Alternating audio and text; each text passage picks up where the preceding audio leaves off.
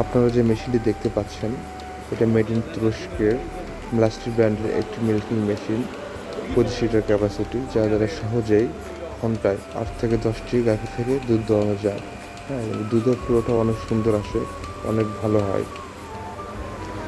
এই মেশিনটি long time lasting করে, এই জন্য আপনি 10 থেকে 15 বছর এই মেশিন দ্বারা সাপোর্ট পাবেন এবং সার্ভিস খরচ খুব কম এবং সার্ভিস তেমন লাগে না, সার্ভিসের তেমন প্রয়োজন হয় না। 2 থেকে 3 বছর পর পর একবার করে সার্ভিসের প্রয়োজন হয়।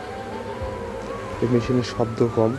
এই মেশিন দ্বারা দুধ দোয়ালে গাভী স্বাচ্ছন্দ্যতা বোধ করে, গাভী লাফালাফি বা কোনো রকম সমস্যা করে না এবং দুধ অনেক ভালো আসে। এই মেশিন দ্বারা দুধ দোয়ালে ওই দুধটা ছাকার প্রয়োজন নাই, আপনি ডাইরেক্ট রান্না তুলে দিতে পারেন বা বিক্রি করতে পারেন। দুধের মান ও গুণগত মান সব কিছু ভালো থাকে এবং দুধও অনেক বেশি হয়, সময় বাঁচে, শ্রম বাঁচে এবং পয়সাও বাঁচে।